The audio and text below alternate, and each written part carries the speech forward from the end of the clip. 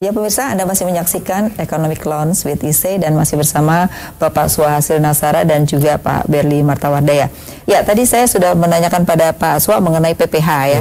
Nah, bagaimana komentarnya di dalam PPH sendiri kalau kita lihat nih, kalau ekstensifikasi sebenarnya mungkin harusnya lebih besar daripada target 2018. Tapi sejauh mana sih ekstensifikasi itu mampu menambah jumlah wajib pajak? Ya, kalau kita lihat orang kaya di Indonesia 50 juta, tapi kalau lihat nomor wajib pajak yang benar-benar bayar itu tidak lebih dari 15 juta orang. Jadi sebenarnya orang kaya di Indonesia pun juga masih banyak yang belum punya NPWP. Apa komentarnya Mas Berli? Ya, jadi kemarin agak kaget kan ketika ada berita berapa pengusaha ataupun pemilik tambang bahkan tidak punya NPWP. Gitu. Jadi ini saya kira PR bagi pemerintah khususnya Ditjen Pajak untuk mengejar. Ya. Tapi juga selain itu juga dengan keseluruhan hanya 15 juta itu juga cukup. Ya, masalah saya dengar dari Pak Bambang 25 juta yang punya NPWP itu masih cukup rendah kan. Padahal harusnya ya katakanlah misalnya semua wisudawan kan likely akan kerja di sektor formal, yaitu ya dikasih NPWP lah dari awal gitu kan, sehingga betul-betul bukan jadi hal yang aneh atau justru yang wajar adalah punya NPWP gitu. Jadi kalau ya bisa dalam 2 tahun ini bisa dikejar jadi 35 atau 40 juta itu akan meningkatkan tax ratio kita secara umum gitu. Saat ini ya Singapura 14,3%, Thailand bahkan 15,4%, saya baru cek. Targetnya baru 11 ya? Kita baru 11. Jadi tax ratio kita, kalau dengan tax ratio kita tinggi kan akan mengurangi ketergantungan pada pinjaman luar itu. Walaupun on the other hand juga ya sebagian pengusaha juga kemarin-kemarin agak merasa dikejar-kejar gitu. Wah, ini kok kita dikejar-kejar banget. Jadi balancingnya juga harus hati-hati lah. Caranya kali ya, harus lebih friendly ya. Nah, yang menarik juga akhir-akhir ini jumlah sektor informal tuh naik dari 67 juta menjadi 72 juta. Tapi kalau kita amati ternyata sektor informal pun harusnya sudah di atas 4,5 juta pendapatannya gitu. Nah, ini juga banyak yang belum tercapture selain tadi orang kaya. Apa komentarnya? Ya, maksudnya ya main waktu di tax amnesty juga kan salah satu targetnya adalah UKM itu kan, karena yang itu mengubah hitung-hitungan dari yang selama ini kabul, ya udah kita kabul aja terus kan. Karena sekali kalau kita nggak kabul, kita harus bayar backdate 10 tahun yang lalu besar sekali. Bahkan ya yang kelas restoran ataupun ya misalnya tukang sate yang cukup laku itu kan, ataupun nasi goreng itu kan juga lumayan kalau. Tapi dengan kemarin diubah kalkulasinya, ya udah hanya bayar 2%. 2% itu dari omset dari aset kan. 2% itu jadi jadi lebih menarik atau lebih untuk kalkulatifnya untuk mengaku dan ikut program tax amnesty. Nah, ini saya kira yang potensi, karena kemarin kalau ya kan sudah ada deklarasi aset cukup besar dan kemudian yang tebusannya 100 T, ya itu berarti kan sekitar 1.200 T kalau nggak salah yang declare aset lalu kan. Jadi kalau kita ya asumsikan paling tidak mereka punya 10% pendapatan aja kan dari aset tadi. Problemnya belum banyak nih dari UMKM atau bukan UMKM, yang sektor informal yang belum mendeklar bahkan belum membayar tax amnesty kalau kita lihat dari data ya, karena baru 1 juta, padahal kalau kita lihat sektor informal kita yang cukup banyak gitu. Ya, jadi ya kita kan harus bertahap ya. Jadi saya kira ya mulai dari yang sudah tahap 2 kalau menurut Mas Berli. Wah, itu seandainya memang dilihat potensi besar ya bisa diajukan. Tapi kan yang kakap-kakap kan yang lebih dikejar biasanya. Kalau kecil-kecil nih harus agak kecil banyak loh Pak, jumlahnya 60 juta loh Pak. Ya, tapi kan berarti harus data dulu. Jadi kalaupun mau menangkap ya kan kayak nangkap ikan ya, kita harus tahu di mana tempat. Kakap dulu ya. Kakapnya udah. Makanya ini kalau mau yang agak ya terinya atau sedangnya, kita harus tahu dulu mereka mangkalnya di mana. Jadi kalaupun ada tahap kedua harusnya didata dulu. Karena kalau enggak nanti nggak dapat juga kan, karena namanya ya lebih teri kan jalannya harus lebih rapat jalannya gitu. Baik, ini jadi populis ya kalau gitu. Oke, Mas, kita bicara juga selain PPH tadi yang juga perlu ekstensifikasi maupun intensifikasi, tapi saya juga melihat ada yang menarik dari asumsi APBN kita ya. Itu kita masih menggunakan angka 48 US per barel ya. Padahal sekarang sudah mengarah tadi sampai udah mencapai 70 bahkan gitu ya. Di satu sisi menguntungkan karena pendapatan negara meningkat. Tapi di sisi yang lain nanti kita bicara juga dari sisi pengeluarannya, tapi dari sisi penerimaannya itu kenaikannya berapa sih kalau tiap ada kenaikan daripada harga minyak per barel? Ya, jadi kalau asumsi makro APBN itu ya salah satunya adalah crude oil price. Itu kan kita tetapkan ketika kita mendesain APBN. Pada saat itu. Ketika ditetapkan di Oktober 2017 yang lalu, kita lihat angka 48 itu adalah angka yang cukup masuk akal. Malah, ini kalau sedikit cerita, sesudah kita diskusi dengan Banggar lalu ditetapkan, ada tuh yang ngasih WA ke saya lebih rendah. Good luck deh kalau emang bisa 48 gitu loh, kurang lebih gitu ya. Tapi kita bilang waktu itu ya nggak apa-apa, menurut kita ini masih pada saat itu cukup masuk akal. Tapi kemudian ke akhir tahun kita lihat geopolitiknya berubah, supply demand-nya berubah di dunia, ternyata tiba-tiba merangkak naik. Nah sekarang kita lihat bahwa memang potensi dari rata-rata ICP kita ini jauh di atas 50, mungkin di atas 55.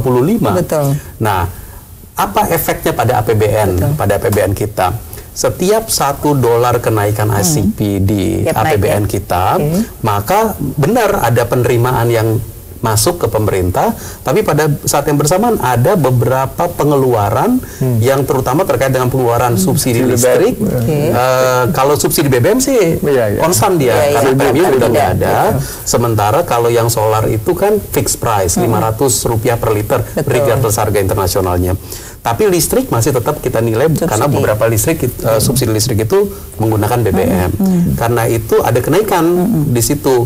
Tapi kalau kita netokan, kita cancel, itu masih surplus. Surplusnya itu sekitar 1,1 triliun. 1,1 triliun untuk kenaikan satu untuk US setiap ya? $1 kenaikan ICP. Itu elastisitasnya. Jadi misalnya kalau harga 50 berarti ada kenaikan 2 sekitar gitu 2 sampai 2,2 triliun, kurang lebih begitu. Jadi secara APBN memang impact-nya kita akan waspadai terus, tetapi secara umum APBN-nya baik, nggak ada masalah. Ya, jadi artinya bahwa kita nggak usah mengkhawatirkan harga minyak ya. Harga tapi minyak, mungkin walaupun kita belum ngomongin pengeluaran, tapi nanti bagaimana dengan subsidi? Karena kan selama ini harusnya harga-harga BBM sudah naik, tapi kan dibiarkan dan itu ditanggung oleh Pertamina gitu. Nah ini kedepannya seperti apa? Karena banyak orang yang takut ketika akhirnya nggak kuat Pertamina dibebankan pada masyarakat lagi terjadi inflasi gitu. Padahal kita inflasinya hanya 3,5%. Gimana itu? Inflasi tahun 2017 di angka 3,6%. Nah kalau sekarang kan yang jadi isu ini adalah beberapa BBM yang namanya BBM penugasan. Betul. Harganya itu ditetapkan oleh pemerintah. Nah, pemerintah telah menetapkan Januari sampai Maret tahun ini tidak akan ada perubahan harga BBM. Sampai Maret ya, udah ditetapkan. Nah, memang kemudian siapa yang menanggung? Pertamina. Selisihnya ya, antara harga internasional, selisihnya dengan harga penugasan itu menjadi Pertamina yang menanggung. Saat ini Pertamina masih menanggung itu, masih kuat.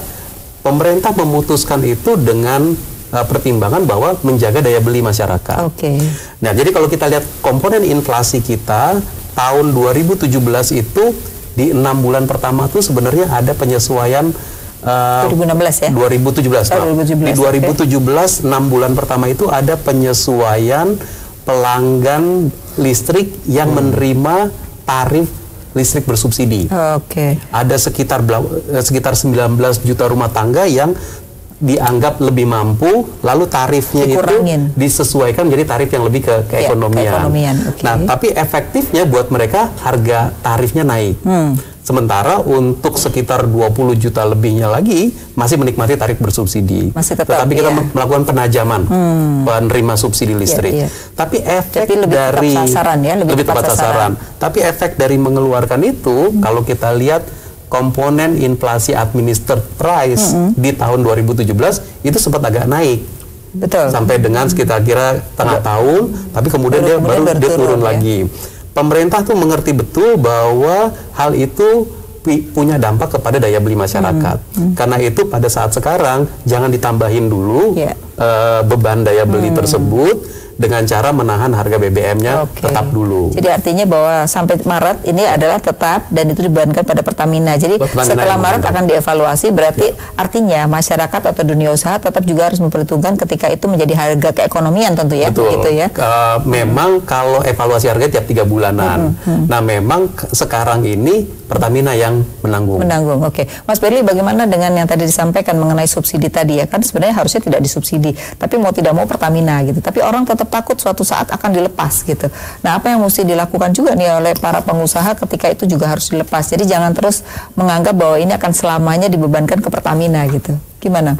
Ya, jadi kan memang yang paling ideal memang harga BBM itu mereflek harga internasional kan. Cuman kan memang kita tidak selalu bisa mencapai first best output ya. Ini second bestnya ya karena tadi sudah ada kenaikan atau pengulangan subsidi listrik buat sebagian kaum masyarakat kita. Jadi tapi on the other hand karena kita sudah tahu bahwa bulan Maret akan dilepas ya kan, akan dievaluasi lagi dan kita melihat tren dari sejak bulan Juli sampai sekarang itu harga BBM harga minyak global terus naik, sehingga bisa pengusaha juga harus dari sekarang sudah mengantisipasi bahwa memang akan terjadi kenaikan sepertinya likelihoodnya akan ada kenaikan di bulan Maret. Nah itu jadi kalau biasanya beda antara anticipated dengan non anticipated shock gitu. Kalau nggak dikira-kira tahu-tahu naik itu biasanya lebih kaget, lebih shock. Nah ini masih ada waktu 3 bulan mempersiapkan antisipasi. Supaya orang juga menyiapkan diri lah ya kalau itu akan suatu saat akan jadi kenaikan atau penurunan begitu ya. Supaya masyarakat kita menjadi terbiasa dengan naik dan turun begitu ya. Oke, kita akan break lagi. Nanti kita akan membahas juga hal-hal terkait dengan pengeluaran yang berkaitan cukup banyak juga pengeluaran kita. Sekarang ada pengalihan yang cukup signifikan kepada dana pembangunan, kemudian juga ada dana yang signifikan juga pada pendidikan dan kesehatan juga mulai naik, tapi harus kita break dulu. Ya pemirsa, tetaplah di Economic Lounge with ISE.